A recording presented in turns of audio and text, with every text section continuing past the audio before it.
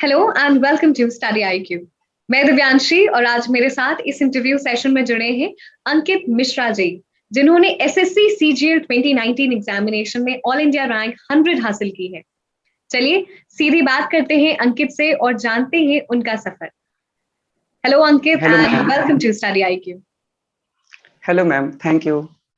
अंकित, कैसा लग रहा है? फाइनली एग्जामिनेशन क्लियर हो गया है। एक बहुत लंबी एग्जामिनेशन साइकिल के बाद ये रिजल्ट आया है।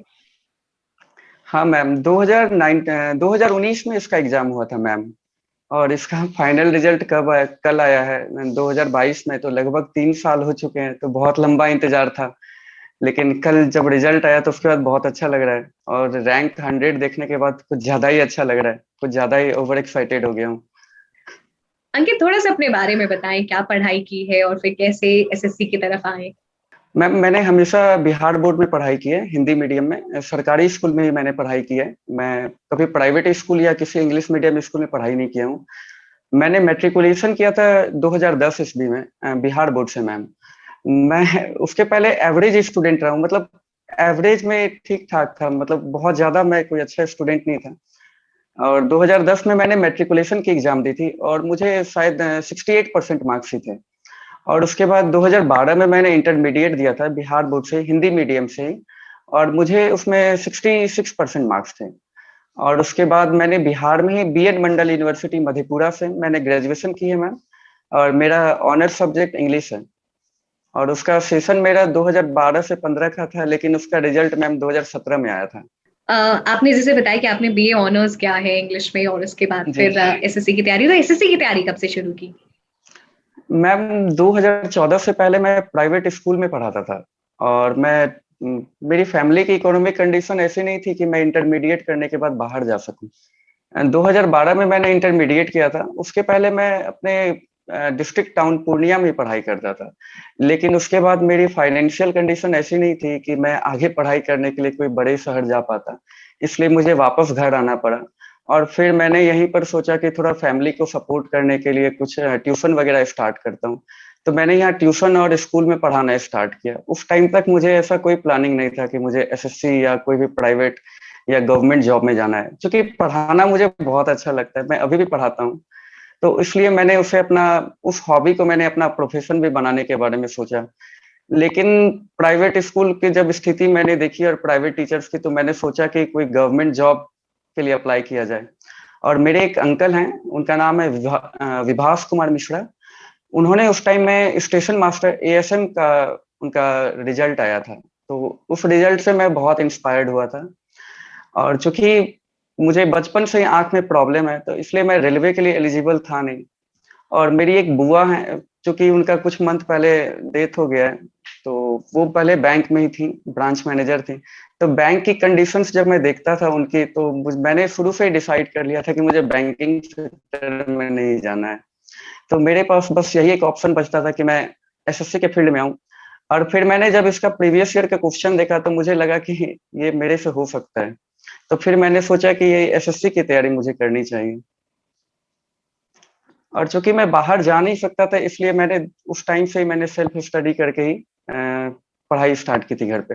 अंकित, आपने जैसे बताया कि आपकी फैमिली की इकोनॉमिक कंडीशंस ऐसी नहीं थी कि आप बाहर जा सके और आपने वहीं पे जी रह के अपनी फैमिली को सपोर्ट किया, और मुझे लगता है आज वही ब्लेसिंग्स हैं कि आज आपने इस जी एसएससी हाँ मैम। सीजीएल एग्जामिनेशन क्लियर नहीं किया है बल्कि रैंक 100 हासिल की है। तो गेटिंग अ रैंक जी in top 100 in itself is a very big achievement in such an aspirational जी and competitive examination. जी मैम। तो मैम, चूंकि मेरी कंडीशन उस टाइम में ऐसी थी कि मेरा फूफ का घर था। और जब बरसात का टाइम होता था मैम ना, तो पूरा पानी घर में आने लगता था और ऊपर छत से पानी चूता था, ऊपर खपड़ा वगैरह से। तो रात रात भर हम लोग पन्नी टांग के रहा करते थे। ये सब सीन ने मुझे बहुत मोटिवेट किया। मतलब मैंने कोई ऐसा यूट्यूब पे वीडियो नहीं देखा कि जिसके कारण मुझे मोटिवेशन मिले, क्योंकि ये सब जो सीन थे ना, जो कि या तो मुझे तोड़ सकते थे। फिर मैंने सोचा कि टूटने से अच्छा है कि इसे ही अपना मोटिवेशन बना लिया जाए। तो मैंने उसी सब अपने हार्ड टाइम को अपना मोटिवेशन बना लिया, और फिर मैं अपना काम कर रहा था, अपना पढ़ाई भी कर रहा था। और साथ ही साथ प्राइवेट होम ट्यूशन और स्कूल वगैरह में पढ़ा कर मैं सब फैमिली को सपोर्ट भी कर रहा था मैम। अंकित, बहुत ही इंस्पिरेशनल और इतनी बड़ी बातें आप कर रहे हैं और डेफिनेटली जी। सभी को एक सीख मिल रही है कि कैसी भी कंडीशन हो, अ, जी हो मैम। सकता है फेवरेबल ना हो, लेकिन उसको फेवरेबल बनाना आपके हाथ में है। इसलिए आप जी जान से मेहनत करिए और उस कंडीशंस को फेवरेबल बनाइए जैसे अंकित ने बनाया। तो अंकित, मैम मेरे घर में टोटल हम लोग 5-6 आदमी हैं, मतलब हम लोग 4 भाई बहन हैं और मेरे पापा हैं और माँ हैं। तो मेरे पिताजी की मंथली इनकम ओनली 9,000 थी। तो उसके बावजूद उन्होंने हमें किसी तरह रखा, पाला पोसा बहुत अच्छे से। तो मैंने सोचा कि अब इस इनकम में तो आगे हो नहीं सकता है। फिर हमारी दीदी की भी शादी हो गई थी। तो उसके बाद मैंने सोचा क्या कि अब थोड़ा मुझे जॉब के बारे में भी सोचना चाहिए, क्योंकि प्राइवेट ट्यूशन पढ़ाकर या फिर प्राइवेट स्कूल में पढ़ा के आगे कोई मुझे अपना फ्यूचर दिख नहीं रहा था। तो मैंने सोचा क्या कि अब कॉम्पिटिटिव एग्जाम की तैयारी मुझे शुरू करनी चाहिए। फिर मैंने सबसे पहले सीएचएसएल 2014 का फॉर्म भरा था। उसका कट ऑफ तो मुझे एग्जैक्ट याद नहीं है, लेकिन इतना मुझे याद है कि 0.5 मार्क्स से मेरा प्रीलिम्स छूट गया था। तो मैं बहुत अपसेट हुआ था, बहुत रोया भी था। लेकिन फिर मैंने बहुत पढ़ाई की। लेकिन सीएचएसएल 2015 के से कुछ टाइम पहले मेरी बहुत तबीयत खराब हो गई थी और मुझे इंसोम्निया जैसे प्रॉब्लम भी होने लगे थे। तो फिर मैंने डॉक्टर वगैरह से भी कंसल्ट किया फिर। लेकिन लकीली सीएचएसएल 2015 मेरा बहुत अच्छा गया और फाइनली मैं मुझे सीएचएसएल 2015 में भी जॉब मिला था। लेकिन वहां पे जॉब करने के बाद कुछ पर्सनल रीजंस के कारण मैंने 8 महीना के बाद ही जॉब को छोड़ दिया था। शायद मुझे ईयर याद नहीं है, शायद 2019 का सितंबर का मंथ था मैम। कहते हैं ना कि कुछ चीजें, अच्छी चीजें आपके लिए वेट करती हैं, इसलिए थोड़ा सा फेज ग्रम्पी सा हो सकता है, बट एंड रिजल्ट अच्छा ही होगा अगर आप मेहनत कर रहे हैं जी तो। मैम। तो अंकित, अब एग्जामिनेशन की तरफ आते हैं। कैसे तैयारी की, खुद से जी मैम। तैयारी की, कैसे समझा एग्जामिनेशन एक्चुअली क्या है? क्योंकि एसएससी बहुत ही कॉम्पिटिटिव एग्जामिनेशन है, हर साल जी लाखों मैम। लोग लिखते हैं। जी मैम। तो मैम मैंने जब सीएचएसएल 2015 का मेरा रिजल्ट हो गया था, तो मैंने सीजीएल 2017 मेरा पहला सीजीएल का अटेम्प्ट था। तो मेरे प्रीलिम्स में उस टाइम में अच्छे मार्क्स थे, 160 के लगभग मेरे मार्क्स थे। लेकिन जैसा कहा जाता है कि सीजीएल 2017 का मेंस अब तक के सीजीएल के हिस्ट्री का सबसे टफेस्ट पेपर था मैथ का। तो मुझे लगता था कि मुझे प्रीवियस ईयर में मैथ अच्छा आता है। लेकिन जब मैं वहाँ एग्जाम में अपियर हुआ तो मुझे ओनली 200 में 110 मार्क्स ही आए थे। तो मुझे पता चल गया कि मुझे और भी बहुत ज्यादा पढ़ने की जरूरत है। तो फिर मैंने सोचा कि आगे क्या किया जाए, तो मैंने घर पर ही रह के पढ़ाई स्टार्ट की। लेकिन एडवांस मैथ में मुझे कुछ हेल्प की जरूरत थी। तो उसी टाइम में लकीली मुझे आमिया सर से मुलाकात हुई। ये तो बात हो गई मैथ्स की, और टीयर 1, टीयर 2, टीयर 3, टीयर 4, अलग अलग टीयर्स की कैसे तैयारी की, जी मैम। क्योंकि हर हर स्टेज एक दूसरे से अलग है। जी हाँ मैम। टीयर 1 के लिए मैंने मैथ्स के लिए केवल प्रीवियस ईयर ही बनाए थे मैम। 2019 के एग्जाम तक के लिए। और मैंने प्रीवियस ईयर पे ही कमांड रखा था और सर ने मुझे जितना मटेरियल हम लोग को प्रोवाइड करवाते थे मैंने उसे बनाया। हाँ, करेंट अफेयर्स में मुझे उससे पहले सीजीएल 2017 और सीएचएसएल के भी मार्क्स याद है। मुझे याद नहीं है कभी मुझे जीके में 50 में 20 भी आए थे। मुझे मुझे शायद याद है कि 14-15 मार्क्स ही आते थे। तो उसके बाद मैं यूट्यूब पे सर्च वगैरह करता था। तो उस टाइम में गौरव गर्ग सर यूट्यूब पे पढ़ाते थे, तो मैं उनका वीडियो रोज देखा करता था। फिर वो प्रीमियम कंटेंट पे गए तो फिर मैंने वहां पे भी उनको फॉलो किया। और लकीली मुझे सीजीएल 19 के एग्जाम में प्रीलिम्स में मुझे जीके में 50 में 40 मार्क्स थे। और मेरे करंट अफेयर्स के मुझे जहां तक याद है 7 या 8 क्वेश्चंस थे और मेरे सारे सही थे। तो करंट अफेयर्स के लिए मैंने ब्लाइंडली डॉक्टर गौरव गर्ग सर को फॉलो किया है। और ना केवल करंट अफेयर्स के लिए बल्कि मैंने उनसे जीवन में भी बहुत कुछ सीखा है, जैसे कि कैसे पढ़ना चाहिए, कैसे रिवीजन करना चाहिए। और अक्सर वो कहते हैं ना कि जब तक तुम मंजिल ना पालो, तुम्हारे लिए संडे कोई हॉलीडे नहीं है। तो मैंने भी बस उसी चीज को फॉलो किया हमेशा, सर की बातों को। अंकित, आपने जैसे बताया कि out of 50 you have secured 40 marks in your GA. जी। जी। हाँ मैम, मुझे इस बार 40 मार्क्स आए हैं और उसमें लगभग लगभग सारा का सारा क्रेडिट 100% में डॉक्टर गौरव गर्ग सर को ही दूंगा। क्योंकि मैंने उनका यूट्यूब पे पुराना जो स्टैटिक जीके का वीडियोज पड़े हुए थे उस टाइम में, मैंने वो भी सारे देखे थे जो भी सर डालते थे। और ऐसे भी जो स्टडी आईक्यू चैनल के जो भी उस टाइम के सर लोग थे, मैंने सारे के वीडियो देखे हैं। चाहे वो यूपीएससी के लिए रेलिवेंट हो या एसएससी के लिए, मैं बस ये सोचता था कि स्टडी आईक्यू चैनल पे जो भी मुझे नॉलेज मिलेगा वो कहीं ना कहीं मुझे हेल्पफुल जरूर जरूर होगा। और उससे मेरा कंटेंट ही थोड़ा बनेगा, अच्छा बनेगा। और डॉक्टर गौरव गर्ग सर का तो करंट अफेयर्स तो बेस्ट है, यहाँ तक कि सर उसमें बहुत सारी स्टैटिक की भी बातें बताया करते हैं। जैसे अगर किसी स्टेट के बारे में पढ़ाते हैं तो वहाँ का नेशनल पार्क या बहुत सारी चीजों के बारे में, वहाँ के हिस्टोरिकल प्लेसेस के बारे में, सारी चीजों को सर ऐड करके जरूर बताते हैं। तो सर का कोर्स मुझे बहुत अच्छा लगा, और सच में मुझे अगर 50 में 40 मार्क्स आए तो वो केवल और केवल सर की बदौलत आए हैं। अंकित, मैं आपसे जानना चाहूंगी कि आज इतना फ्री कंटेंट जी है मैम। और आपने कहा कि पूरा का जी पूरा मैम। श्रेय गौरव सर को जाता है। How did you come across जी Gaurav ma'am. Sir and why did you decide to pay for Gaurav sir course? चलिए, रिजल्ट तो बाद में रिफ्लेक्ट मैम। हुआ, लेकिन पहले कैसे मन जी बनाया कि ठीक है, you will take the course? Ma'am, उस टाइम में मैं जितने भी मॉक्स वगैरह देता था, या जितने भी मैंने प्रीवियस ईयर के क्वेश्चंस अटेम्प्ट किए, या उस टाइम में जो भी एग्जाम होते थे प्रेजेंट में, जैसे यूपीपीसीएस या कोई भी बैंकिंग का, तो उसमें मैं देखता था या सर ही रिव्यू करते थे, तो मैं ये चीज जरूर देखता था कि जितने 90% या कहिए तो ऑलमोस्ट 100% क्वेश्चन सर के ही मतलब कि वीडियो से आते थे। तो मैंने सोचा कि सर के अलावा और कहीं अपना वीडियो देख के टाइम वेस्ट करना बेकार है, इसलिए अच्छा है क्या कि केवल और केवल सर को ब्लाइंडली फॉलो किया जाए और बाकी अपने टाइम को बचाकर बाकी सब्जेक्ट की पढ़ाई की जाए। So I think it was a wise decision. I think it was a wise decision जो कि रिफ्लेक्ट भी किया एग्जामिनेशन रिजल्ट में। जी हाँ मैम, बहुत ज्यादा ये। और दूसरी बात है क्या कि सर की सबसे बड़ी बात है क्या कि वो एक ही चीज को बार बार रिवाइज करवाते हैं। तो इससे ये होता है क्या कि आपको बार बार खुद से कॉपी पढ़ने की जरूरत नहीं है। जैसे एक ही चीज को बार बार सर रिवाइज कराएंगे तो वो चीज कानों में गूंजने लगती है, और यहाँ तक कि क्वेश्चन देखने के बाद भी ऐसा लगता है क्या कि वो सर ही उसका डायरेक्ट आंसर मुझे बता रहे ये तो टीयर 1 और टीयर 2 की बात हो गई, टीयर 3 को हैं। कैसे मैनेज करना है? टीयर 2 में मैम मैथ्स और इंग्लिश होता है, और उसके बाद टीयर 3 में मैम डिस्क्रिप्टिव होता है। तो टीयर 2 के लिए मैंने मैथ्स के लिए आमिया सर को ही फॉलो किया था, और प्रीवियस ईयर के कंटेंट को फॉलो किया था, कि जितना भी उस टाइम में प्रीवियस ईयर है मैंने सिर्फ उसे ही बनाया था। चाहे वो किरण पब्लिकेशन का बुक हो या फिर और भी बहुत सारे पब्लिकेशंस के बुक थे। और मैंने उसके बाद मॉक्स वगैरह दिए थे, जैसे रेमो सर का आता है सुपर मॉक्स है, और उस टाइम में एसएससी ट्यूब के कुछ मॉक्स आते थे। तो मैंने, और टेक्स्ट बुक के भी मॉक्स बहुत अच्छे हैं, तो मैंने इन सबको अच्छे से यूटिलाइज किया और मैंने बार बार रिवाइज किया। और इंग्लिश के लिए मैंने एमबी पब्लिकेशन की बुक्स पढ़ी थी, और उसके अलावा मैंने ग्रे बैरन्स का वोकेबलरी का बुक आता है मैम, पीडीएफ था मेरे पास, मैंने उससे पढ़ाई की थी। अंकित, डिस्क्रिप्टिव की कैसे तैयारी की? मैम डिस्क्रिप्टिव के लिए एक्चुअली बताऊं तो मैंने बहुत सारे कंटेंट पढ़े थे, लेकिन मुझे पता नहीं था कि ये अनएक्सपेक्टेड टॉपिक आ जाएगा environment impact assessment bill pay. इसलिए मैंने, ऑनेस्टली अगर मैं आपको बताऊं तो मैंने उसमें कुछ भी ज्यादा टू द पॉइंट लिखा नहीं, क्योंकि मुझे इस टॉपिक के बारे में थोड़ा सा आइडिया था, लेकिन उतना डीप नॉलेज थी नहीं मुझे इस टॉपिक के बारे में। तो मैंने किसी तरह समहाउ मैनेज करके लिखा। हाँ, उसमें एक क्वेश्चन आया था प्रेसी का, मैंने प्रेसी बहुत अच्छे ढंग से लिखा था, और शायद मुझे लगता है कि प्रेसी के बेसिस पे ही मुझे 100 में 65 मार्क्स मिले थे मुझे डिस्क्रिप्टिव में मैम।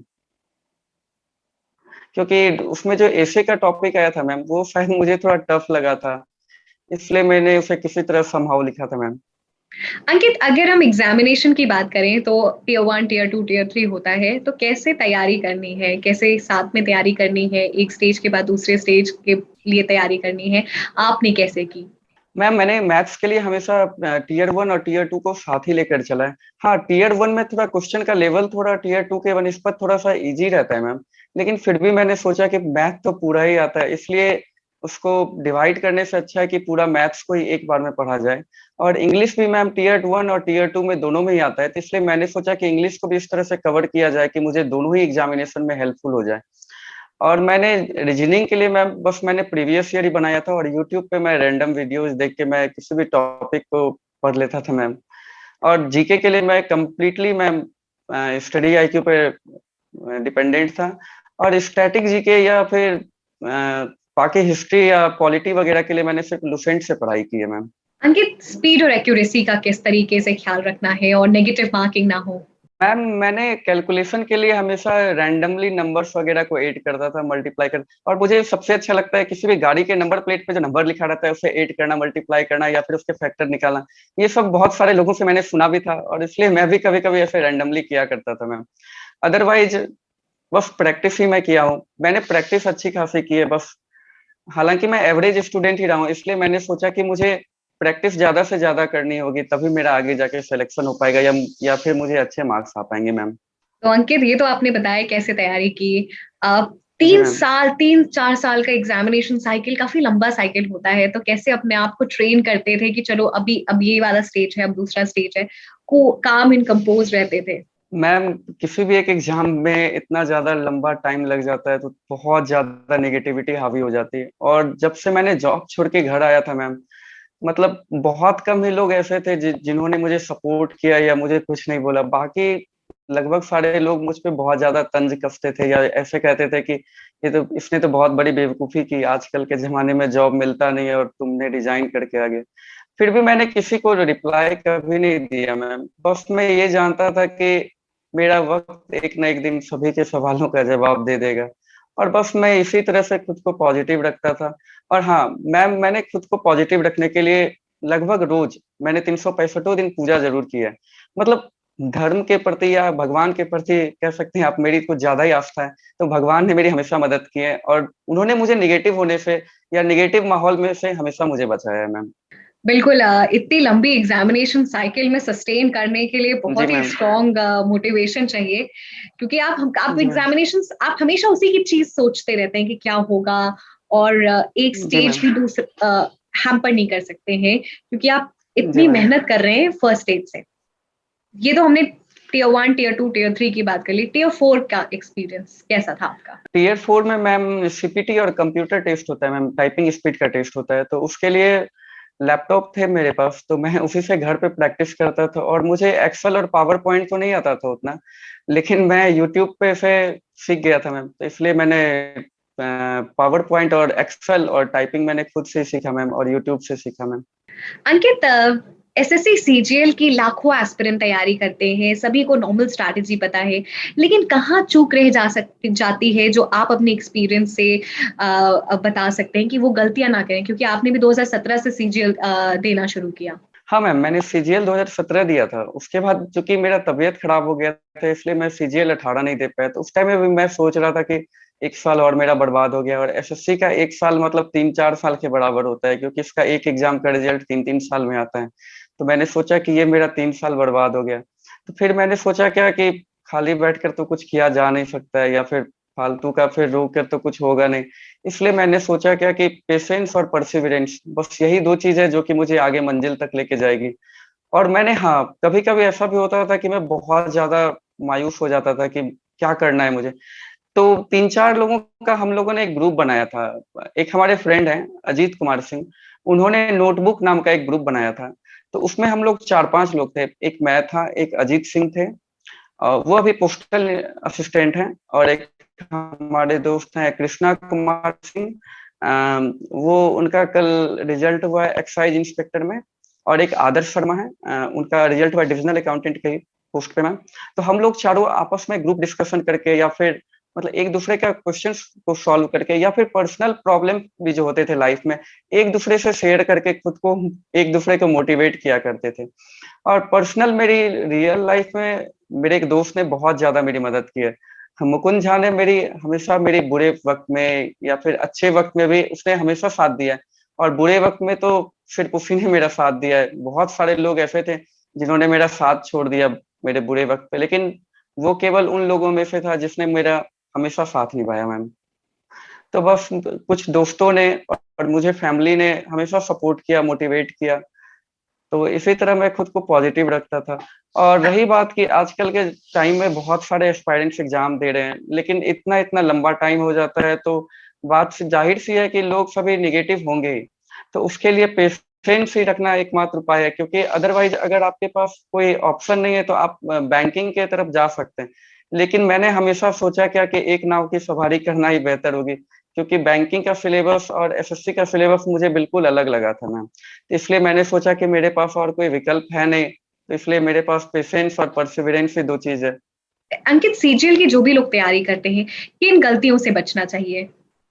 उन्हें मैम मेन गलतियां होती है क्या कि लोग स्टार्ट तो बहुत अच्छा करते हैं, लेकिन कुछ दिनों के बाद जाकर मैं अपने दोस्तों को भी देखा, यहाँ तक कि मैंने खुद भी देखा है कि स्टार्ट अच्छा होने के बावजूद कुछ दिनों के बाद लोग थोड़ा लूज पड़ जाते हैं, और उसके बाद वहीं से फिर या तो मार्क्स घटने लगते हैं, या फिर ऐसा होता है क्या कि धीरे धीरे फिर रिदम टूटने लगता है, या कभी कभी क्या होता है अच्छा स्टार्ट होने के बाद बहुत अच्छा जब हम पिक पे चले जाते हैं तो हम हमारे में ओवर कॉन्फिडेंस आ जाता है कि अब तो मेरी तैयारी बहुत अच्छी हो गई, और वहां से थोड़ा सा हम लूज पड़ने लगते हैं। तो इसके होने के बाद क्या होता है धीरे धीरे फिर हमारा परफॉर्मेंस खराब होने लगता है।